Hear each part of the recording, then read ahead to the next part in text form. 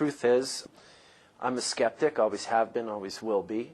And I had a lot of friends who were speaking about discussing astrology on a very superficial level, and I figured I'd learn just enough about the subject to make them all look ridiculous. Well, the joke was on me, of course, because once I came to understand enough about astrology, I mean, like most people up until this point, all I knew was that there were these 12 signs and that a person could be just one of these 12 signs. And like most people who don't know any more than that about astrology, it didn't make much sense to me that one could divide the human race very simply and elegantly into 12 types that way. But upon reading my first book, I learned that not only did we have a sun sign, we had a moon sign, a Mercury sign, a Venus sign, and so forth. And so that opened up the whole thing to me a bit. But I think what really did it was that this book happened to have a little mini ephemeris in the back.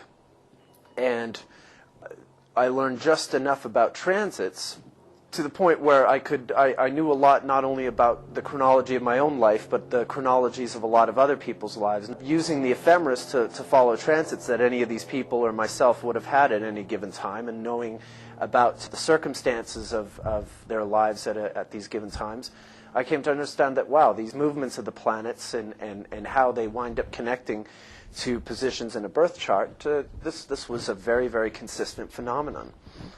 And took it from there. I guess from that point on, I was certainly reasonably convinced that something is going on here. Maybe, we certainly don't know everything about it, far from it.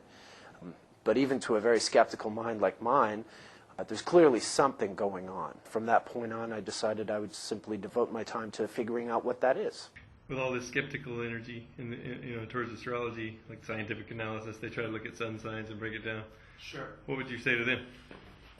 Well, I wake up every morning with the express intent of disproving astrology. And I go to bed every night having failed miserably. I'm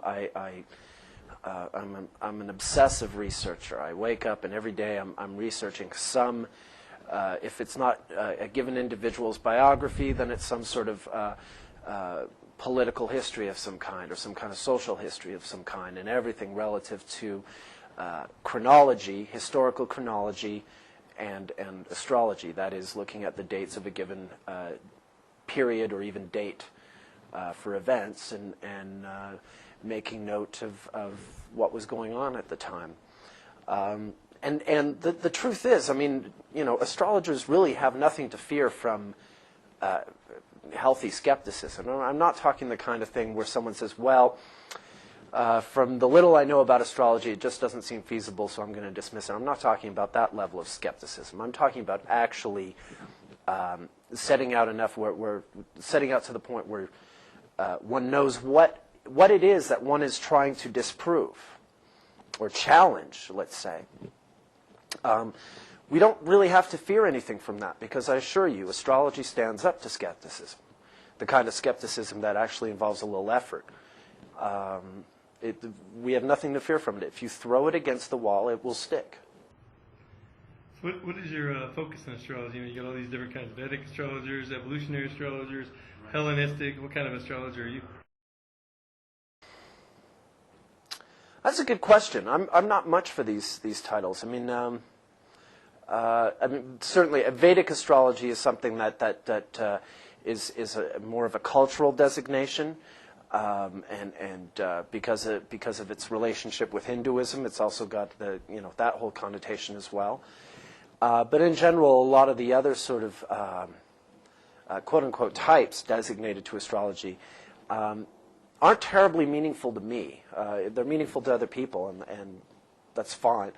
But I really just think of astrology as astrology. I think that's enough. Astrology gives its own perspective, and sometimes I think adopting any more perspective than that is a bit like putting scuba equipment on Aquaman. It's really rather unnecessary, because astrology has its own focus, its own perspective as it is. It's a means by which we can observe life, not just our own lives, but the lives going on around us, or lives that have existed before us, and even in some instances, lives that will exist after we're gone. I keep those. I believe in keeping these kinds of definitions very simple and basic, because by doing that we can really look at that much more. You know, ultimately we really life. If we're looking at life, if we're using astrology to look at life, we're looking at all these facets, all these perspectives in one, and I see no reason to do things any other way, myself personally. How has astrology impacted your life that you've overcome your skepticism, and both personally and as a career? How's it changed my life? Well, I guess very early on, until I discovered astrology, I was having a bit of an identity crisis. I didn't realize it at the time. My chart, as it turns out, I've got 7 of my 10 planets in 2 adjacent signs, Leo and Virgo. The Leo part of me is very self-confident, very aggressive, and sometimes even obnoxious, but certainly very outgoing and gregarious. And then I've got this Virgo side that's very humble and self-critical, and tends to think that Leo part of me is something of a schmuck. And so it was very hard. I didn't understand. I wasn't even aware, really. I had no means by which I could be aware that I had these conflicting natures. I just walked around being conflicted about these things. But when I looked at myself through astrology for the first time, just in this very basic way in terms of the positions of my planets, the heavy concentration in these 2 signs, I realized, oh, okay, this is the way I am. And I stopped feeling apologetic for that. I decided, well, since like every other part of creation, I was created a certain way, that I had the right to be who I am, just as everyone else does. I was always perfectly willing to let others be who they were. And discovering astrology allowed me to finally make that personal acceptance. As far as career goes, well, funny thing. I was 26 when I discovered astrology, and I still had no clue what I wanted to do with my life. I had always been, long before I discovered astrology, I was someone who was very interested in dates and chronology, history, popular culture, social history, all kinds of different facets. But I was very interested in the passage of time.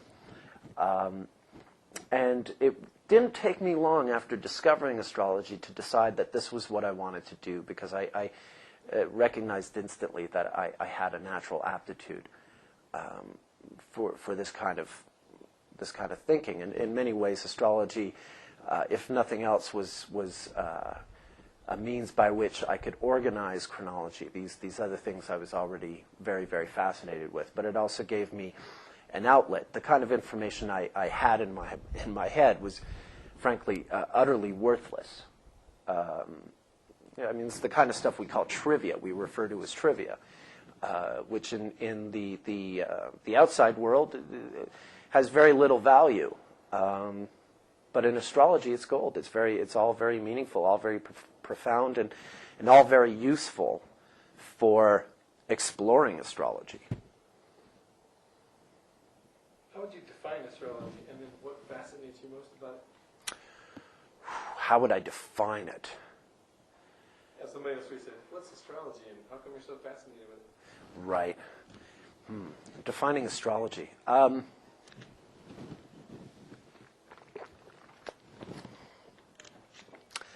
suppose I would just have to say that astrology, to me, I mean, again, I like to keep these definitions very basic and simple.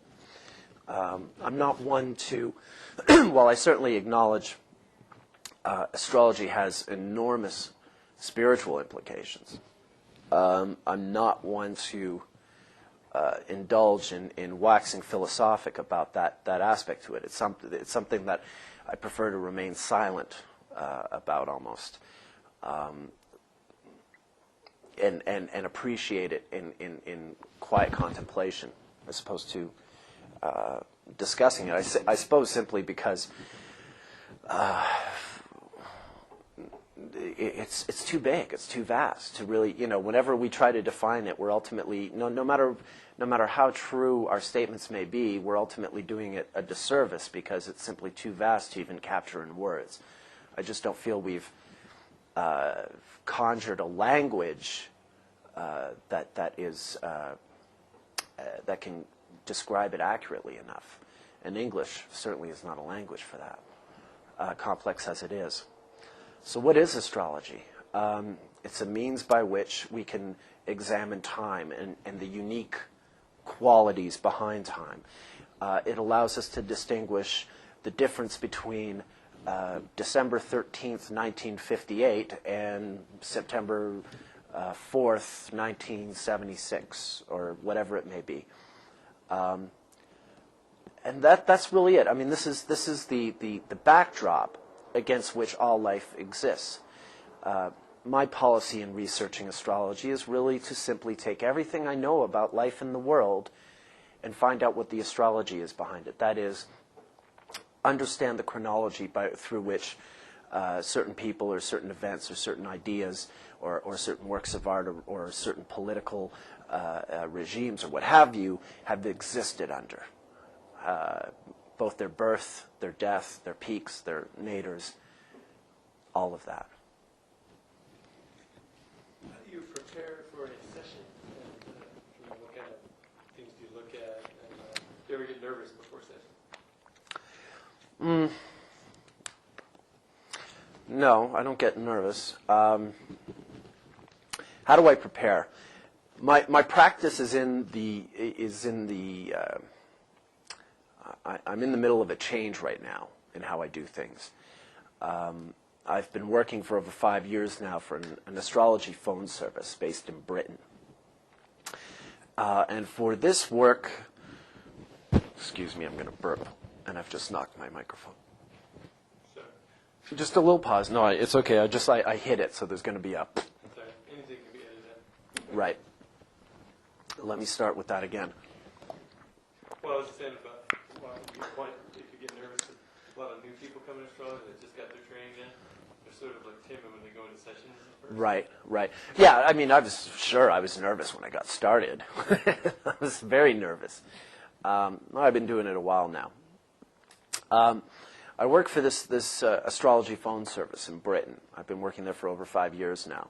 And for this work, I'm required to read spontaneously. A person calls me during my shift, and right after introducing myself, I ask them immediately for their name, date, and place and time of birth. And upon them giving me that information, I instantly type it into my software, put up the chart, and start reading. So I'm required to really, really think on my feet. And also in Britain, there's a law that I fully approve of, by which these services have a 20-minute maximum. If a client wants a reading longer than 20 minutes, they have to call you back.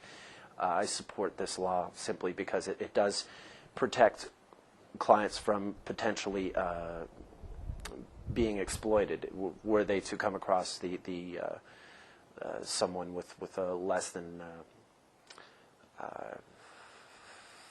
desirable ethics, let's say. In any case, I have to really think on my feet. And I'd been training, before I got this job, I'd been training for a long time to be able to read as spontaneously as possible. This was something I really wanted to be able to do. And it has been worth it. It's forced me to always really be thinking on my feet and always be fully aware of what's going on.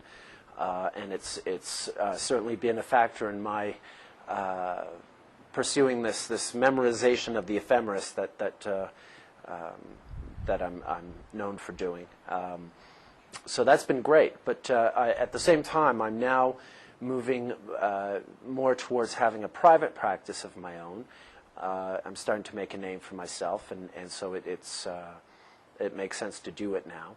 And now that I'm doing that, I am taking the time to prepare charts, and ultimately that really is preferable. I mean, for obvious reasons. But I'm glad that I cut my teeth.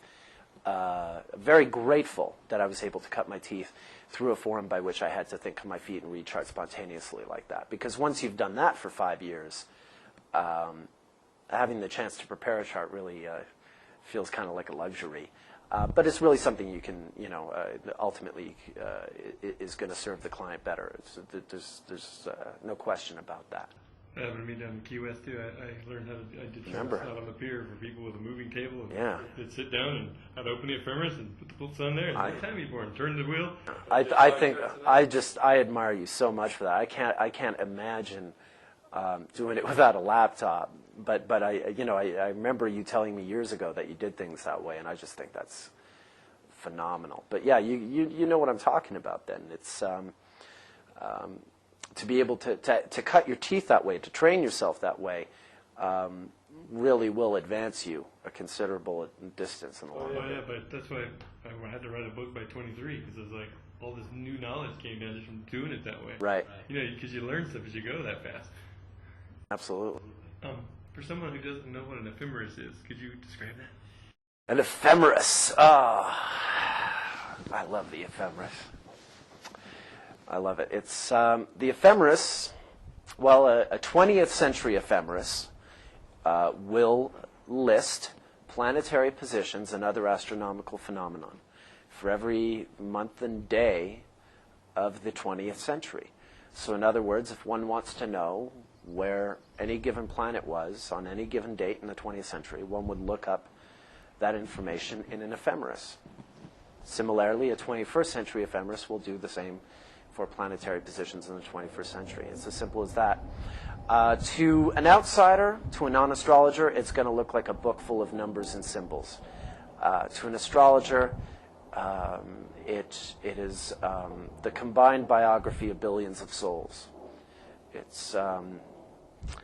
It tells every single story that we know of or have heard a reference to in human existence, at least for the given period of time that a given ephemeris addresses. It's like a key to the matrix for us, huh? It is a key to the matrix. To me, it's like poetry. It's also like porn. I have to keep buying new ones because the pages get sticky. Yeah. I just love that feeling of just going through the ephemeris and seeing the outer planets and the cycles. Oh, yeah. What about famous people's charts? I know you do the biographies and everything. What's some of your famous biography charts that you like and why? Oh, there are so many. There are so many. And I'll have pet ones at given times and then sort of become interested in others. I do love working with notable nativities. What really turns me on for a nativity ultimately is how good that person's chronology is, how accurate it is, how detailed it is. The more information I can get about a given individual, the more I love the chart. It doesn't always have to do with whether or not I actually admire the person. I'd say about 90% of the people I study are people that I admire, but I'm also very interested in Adolf Hitler, Ronald Reagan, people that I'm less than thrilled about as human beings, though they make equally fascinating astrological studies, and I do make it a point to not just study people that I like.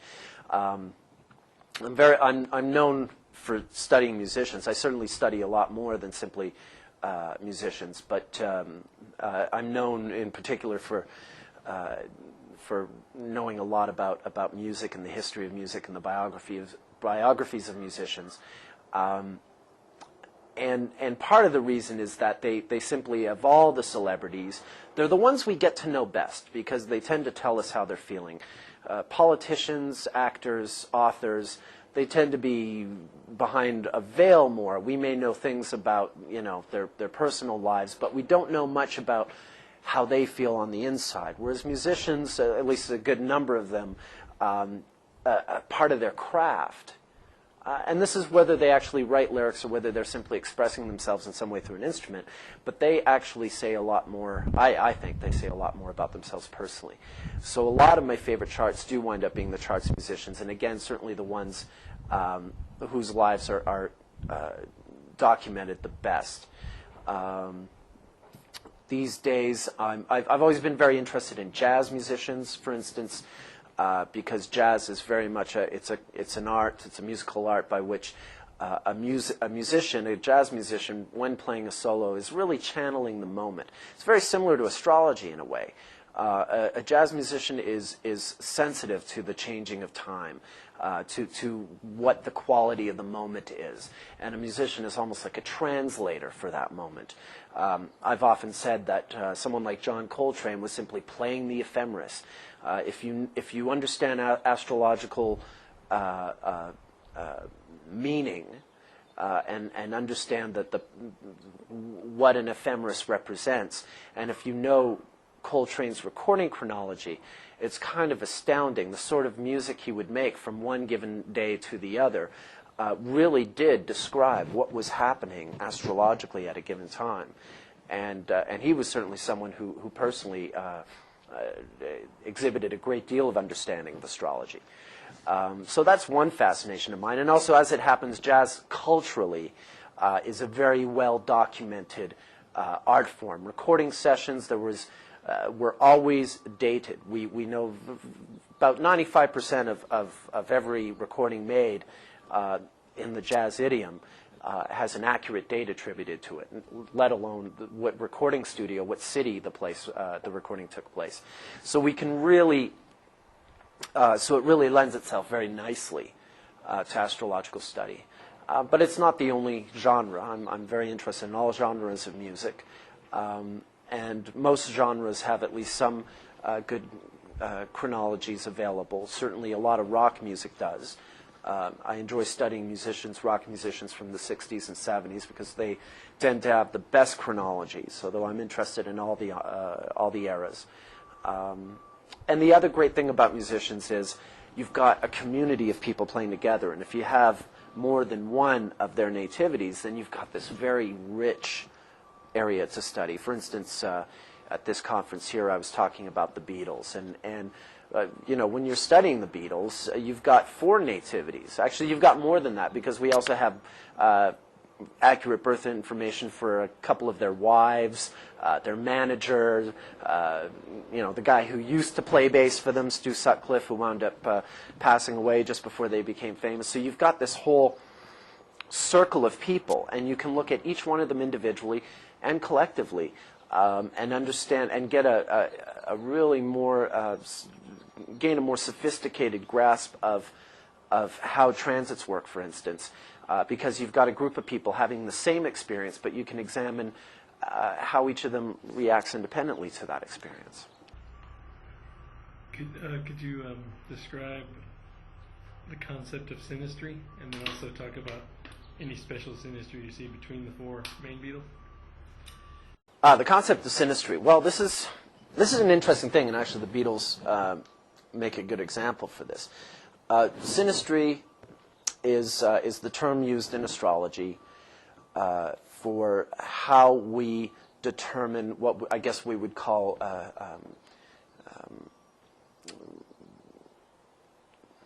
sorry, I've lost my train of thought. Synastry is the term we use in astrology for examining what I suppose we would call chemistry between any 2 or more individuals. Certainly a lot of people often want to know about how their relative synastry with their romantic partner. Family members are also a fairly common area of inquiry, and even friends and coworkers and what have you, even enemies. So you've got this concept, and certainly as human beings, even astrology aside, we certainly observe that sometimes 2 given people will get along very, very well from the outset, and sometimes 2 people will instantly take a dislike to each other. And astrology is a very effective tool for examining the sort of the background behind all this, the whys and hows behind this. It's my view that synastry is a little more complex than that it's not simply a matter of personal chemistry between two people, though that's certainly very important. But it also comes down to where any two individuals happen to be, at what point they're at in their given lives. And the reason I think the Beatles are a great illustration for this is one can simply ask the question, why did John Lennon and Paul McCartney have really great synastry, clearly, between the late 1950s to the end of the 1960s, and then suddenly had less than desirable synastry between each other, less than fond feelings for each other in the decade that followed that. In other words, synastry really comes down to the moment of time. A person has to be at the right place in their life to be able to appreciate a given person.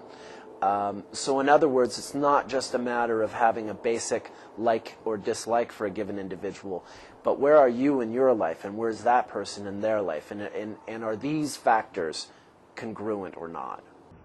Oh yeah, when I do a synastry chart, the fourth thing I always do is say, all right, here's your list of transits, here's your list of transits. How are you guys going to honor what each other's going through? Exactly. What's very common in synastry, I find, is if one person is having a given transit, let's say a person is having Pluto square their sun, it's very, very common for them to become involved on some level with a person who has a natal Pluto square sun. You see this kind of thing all the time. Ultimately, what that winds up meaning is that the person who has the natal aspect functions as an agent for that transit that this first individual is having. And that's, and that's, again, that illustrates how synastry, in my opinion, to some degree, is really, really dependent on what the transits dictate. Is a given person prepared in the right space and time to appreciate another person? Can you talk about some of your techniques maybe that you use maybe with transits, like recurrence transits? How would you describe a recurrence transit that doesn't know anything about that? Well, a recurrence transit is similar to what I was just describing in synastry, except it doesn't necessarily need to be used simply with regard to synastry. A recurrence transit is simply this. When two planets make a bodily aspect in the sky that happens to be the same bodily aspect that was made in on a given person's day of birth. So in other words, if someone has Mars conjunct Pluto in their birth chart, a recurrence transit would be a day when Pluto and Mars happen to be conjunct in the sky. There doesn't necessarily have to be a zodiacal relationship between that given Mars-Pluto conjunction and the given individual's nativity. It's simply sort of a recollection of something that occurred on that person's date of birth, and these are very, very often very potent transits. Yeah, I've been paying attention more and more since you tuned me into them a couple of years back.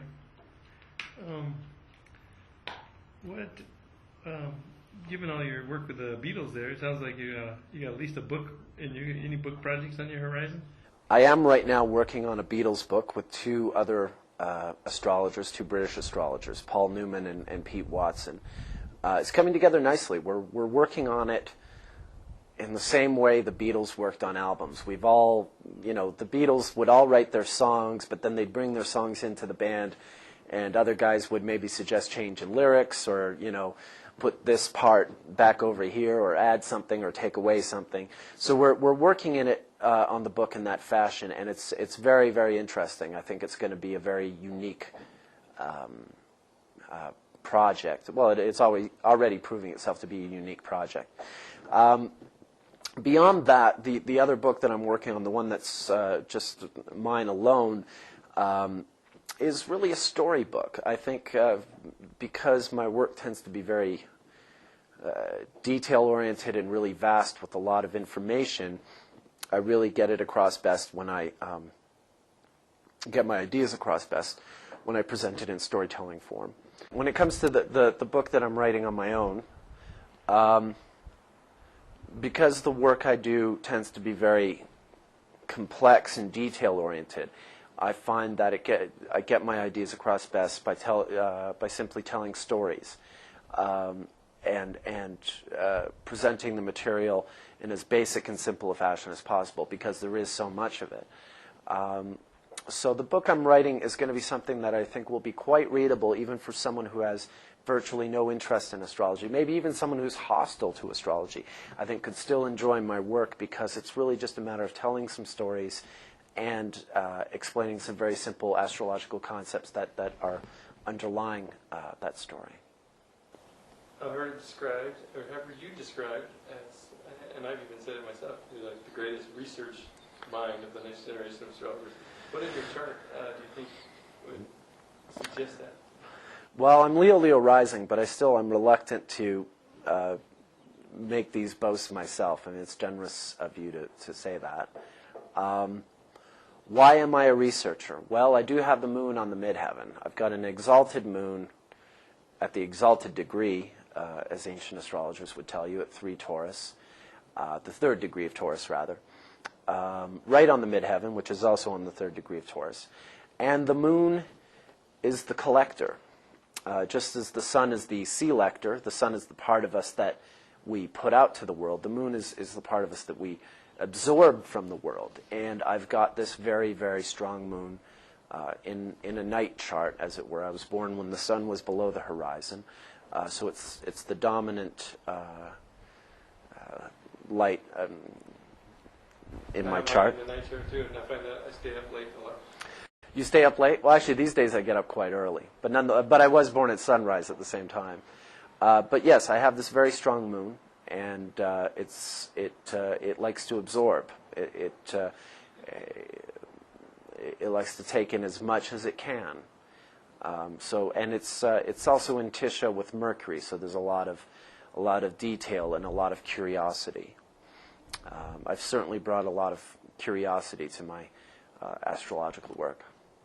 In terms of the astrological community, we got all these unique characters that have many gifts outside of astrology. You've got musicians, artists, this, that. I'm a poet, and the next generation of astrology. Can you describe your sort of feelings of connection, or where it's going, and all that? And where did you first start coming to conferences? I started going to conferences when I first started going down to the States, after I felt I'd really exhausted my resources simply by reading books. I'd read dozens and dozens of books, and after a couple of years of doing that, I felt I really couldn't learn that much more from doing that, and had to start coming into contact with other astrologers. So I started going down to New York and studying with the NCGR and meeting a lot of astrologers, and ultimately going to conferences. And that was my main introduction to the community. And that certainly that did help me get to another level of learning and understanding.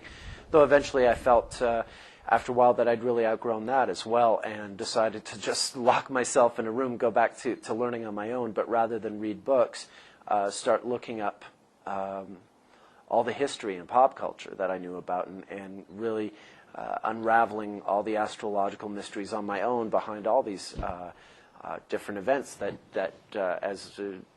were just part of my general knowledge. So those were the 3 stages. Now I find myself at a 4th stage, although I'm still doing a lot of research, where I'm sort of coming out to the community a lot more again, and really feeling a part of something that's bigger than I am, and very special, and appreciating the work of other people who've been sort of cooped up and working away at their little thing. There's a lot of people really sort of showing their hand just now. After a lot of this decade, I feel has been everyone's been sort of working away in their corner. Everyone's starting to emerge now. And it's a very special feeling. Certainly in the past, this past week has opened that up for me tremendously. In your research, what advice could you give to a future, or even now, researcher of astrology? Like, do you use Wikipedia? What tools do you use? Well, Wikipedia is useful, but as everyone knows, it's not always accurate. It's certainly not always complete. It's certainly not something one would want to use as one's only source. Sometimes it's a place where sometimes Wikipedia will be the only place one can find a birthday that one is looking for. A, very basic, simple piece of information, and there's rarely a guarantee that it's accurate. But it's a good place to start. I mean, there are all kinds of resources on the internet that one can find useful. But even there, that's not enough. I make a point of just never being satisfied with what I have and always looking for more resources. I read a lot of books. I buy a lot of books, and I take a lot of books out of a library. A library card is a very important tool for an astrologer. Newspaper archives and even in certain instances, I've got in touch with people to ask questions either about their birth information or about events in their lives that I happen to be researching. So there are numerous resources, and it's never enough. I guess if you were asking for advice, I would say don't be satisfied. Doubt everything. Keep challenging it, because the more you do this, ultimately, the more fulfilling your research will be, and the stronger, the more confident you can feel in what you're doing. Do you ever use Astro Databank? And if so, Yeah. Oh, very often. What it is to people that don't know? Astro Databank is a data bank of birth information. Lois Rodden was someone who very wisely recognized that we needed a central collection of information, of birth information, because astrology, certainly in the 20th century, had very little research going on. And astrologers who were interested in research would have to go looking all over the place just to find out what time and day and place a given person was born. So now we've got this pool of information, and I draw from this pool, and I also contribute to this pool. Whenever I find new accurate birth information, I report it to Astro Databank, and they add it to their collection for other astrologers to use. And I've also benefited greatly from their existing information that Lois Rodden herself collected, and also from the information they keep adding from that other astrologers contribute. They keep very detailed records in terms of where sources come from, which is very important. And there's even a rating system they use, designed by Lois Rodden herself. So we know not just, we don't simply have information on hand, but we have some idea of where it came from, and that can certainly affect how legitimate one regards a given piece of information. How many charts would you say they have recently? Oh, thousands. In Astro Databank, I'm not sure what the number is, but it's in the thousands. It's up over 30 now, isn't it? Probably, yeah. That sounds about right. What's your, I found that, astrology seems to suggest that since it works, that's I always heard the problem with astrology is that it works, damn it. I know, it frustrates the hell out of me, too. I just wish it would stop working so I could go home and look at something else. There's some kind of, intelligence coding things from the other side of the universe. And do you have any kind of spiritual path? To me, my faith is based in my doubt. Like you said. Yeah. Sometimes I think it's something of a disservice to our Creator to sort of accept things too easily. The world is a mystery that we're still unraveling, and I think it's very important to acknowledge that. I think my work is as spiritual as anything, although I don't necessarily discuss the spiritual aspects of it as often as, say, other astrologers would. I was raised in a more or less atheistic environment, though my mother did get an MA in religious studies, so I was exposed to religion as to religious knowledge. I was, I was taught the difference between Buddhism and Hinduism and Islam and Christianity, and how these religions are practiced, and even how their subdivisions are designated. But ultimately, from a very early age, I was raised as an atheist, and so when I discovered astrology, it was quite mind-blowing, because suddenly I did have to acknowledge, wow, we really are connected. I mean, this isn't just a lip service or something that's touchy-feely and misguided humanitarianism. This is a very real phenomenon. Not only are we all connected, but there really does appear to be a greater intelligence that is conscious of us. And the implications of this are huge, of course. This is something that most religious people or people who are very spiritually focused, this is the kind of thing that the awakening that most of them would, I suspect, take for granted. They would say, well, yeah, of course, you're just figuring this out now. But that was the case for me. I proved that there was some kind of divine intelligence. Yeah.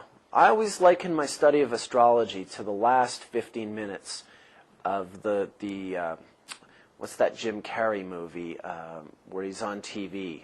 Truman, The Truman Show. Not my favorites. I have the screenplay. Okay. Well, I always liken my pursuit of astrology to what happens in the last 15 minutes of The Truman Show. It has nothing to do with being sort of filmed on TV and broadcast. But when he gets in that boat, and he's going to sail to the edge of whatever, and he doesn't care if it kills him, but he is going to confront his creator, if you will.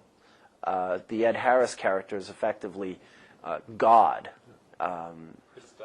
Christoph, right, is the name of the character.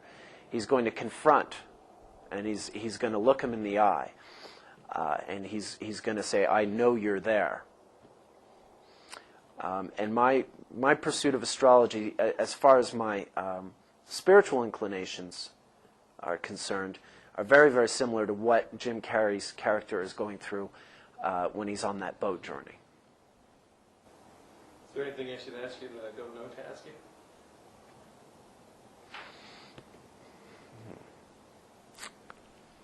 I think you've done a pretty thorough job, Kelly. What would you tell a new person that's just seen this movie and now they're like, wow, astrology, I thought it was just that sun sign crap in the newspapers, and now they want to go get their chart done or study it? What advice would you give someone who just sort of came out of the matrix? Well, now you know differently. That's right, folks. Something's going on here. We may not know everything about it. We certainly don't. But this is a very, very real phenomenon. And I'm quite certain that pursuing this knowledge, exploring it, taking it seriously, will do something, will advance us in some way, will allow us to understand life at a much, much deeper level than we do now. We think we're very sophisticated, but we're still very, very primitive people. We have very, very primitive ideas. We have a long, long way to go as far as who we think we are and who we actually are. But pursuing astrology, exploring this knowledge, learning as much as we can about it, I'm quite certain that this is one of the central focuses that will allow us to actually become the creatures we actually think we are.